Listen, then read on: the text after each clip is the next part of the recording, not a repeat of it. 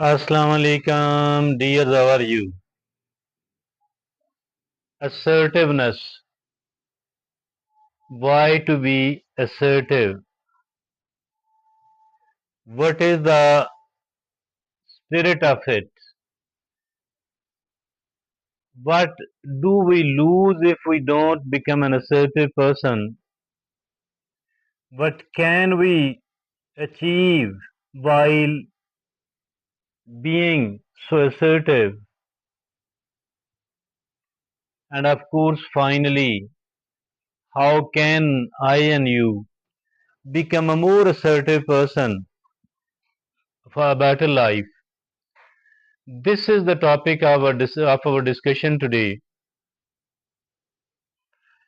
Assertiveness is crucial for effective communication, for building healthy relationships, and maintaining self-respect. So there are three very important reasons, benefits of being a self-assertive person. Maintaining the self-respect. Of course, a human being deserve it, and it is disgraceful if at all we lose the self-respect. For building the healthy relationships, relationships are important, but if the relationships are not healthy, of course it becomes toxic, and it becomes very unpleasant situation. So the healthy relationships are very important, and the healthy relationships are not going to be built up at all if there is no effective communication between the two or more parties. So the effective communication is also very important. Express importance of assertiveness. Express needs and boundaries. Clearly communicate your expectations and limits. Indeed, expressing the needs on the one hand, the boundaries on the other hand, we need to clearly communicate, communicating very clearly what are my expectations, what are my limits in a given situation with a given person, knowing, expressing my expectations on the one hand, limits on the other hand. Then, second, respect others' boundaries, consider others' needs and feelings while standing up for yourself. Respecting others' boundaries, very important, no doubt. Why it is so important? Because if at all, while we are standing up for our own rights, we are not, considering, respecting the boundaries of another person. So on a reciprocal basis, they too will be seen doing the tit for tat. So that is really important. Respect others' boundaries. Number three, build trust and respect. Demonstrate confidence, honesty, and empathy. Yes, building the trust and the respect. Of course, it is very important. We need to demonstrate the confidence, we need to demonstrate the honesty, and we need to demonstrate the empathy as well. So, number four, prevents conflicts and misunderstanding. Prevention of the conflict, prevention of the misunderstanding, because it is the misunderstanding usually which does generate the conflict. Clarify, passive passive aggressive behavior. It is so important that we should be seen preventing the conflicts and the misunderstanding, because unless and until we don't clarify the passive aggressive behavior, there will be conflicts, and there will be conflicts as well.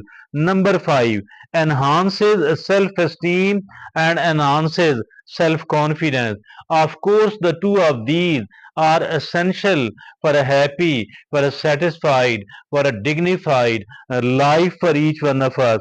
Enhances self-esteem and self-confidence, empowers you to express yourself and stand up for your right. So it is like getting empowered.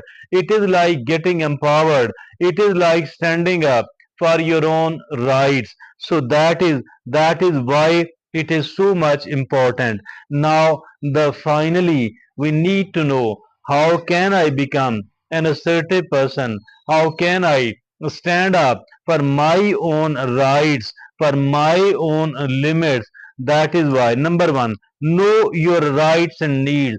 Unless and until we know well what are my needs, what are my rights, how can I struggle well and properly? Identify your boundaries and identify your expectations.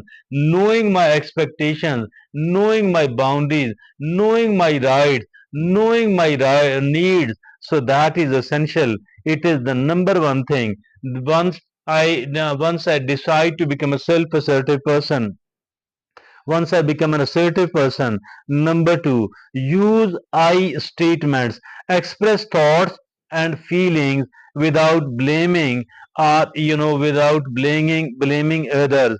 So that is, without blaming others, we need to express my thoughts, my feelings without blaming others. So that is the second thing, how to become an assertive person. There are totally five things. And the third is, maintain eye contact and confident body language. Show self-assurance and engagement. Show self-assurance and engagement by maintaining eye contact, and by using the confident body language. Now the fourth is, speak clearly and firmly. Speaking clearly and speaking firmly. Use a strong, respectful tone. Using a strong and respectful tone, I can speak clearly and I need to speak firmly. Number five, practice active listening. Hear others out. Hear others out and respond thoughtfully. Hearing others out and responding thoughtfully. It is practice active listening. Active listening is so important. Number six, set boundaries and be direct. Setting of the boundaries and being direct. Clearly state your needs and your expectations. Clearly stating my needs, clearly stating my expectations. That is how setting boundaries and being direct. Now, the seventh is the final and the seventh reason, the seventh way is, be open to feedback and compromise. Show willingness to listen and find mutually beneficial solutions. If at all somebody is not willing to listen somebody in an open and a cordial manner, I think it is not possible to find a solution which is mutually beneficial. So it is important indeed that be open to feedback. Whatever feedback somebody is giving, we need to be open toward that, and we need to become ready for the purpose of a compromise. Now, finally, the bottom line is, remember, assertiveness is not aggression at all. Assertiveness is not aggression at all. Rather, it's about respecting yourself and others at the same time while communicating effectively. Communicating effectively, so important indeed. If at all we are unable to communicate effectively, we will be unable to move forward and to develop, to lead a happy and a good life. So being assertive and while communicating in an assertive manner, I think that is crucial, and nobody can live a dignified life without all that. It's all from me today. Thank you very much.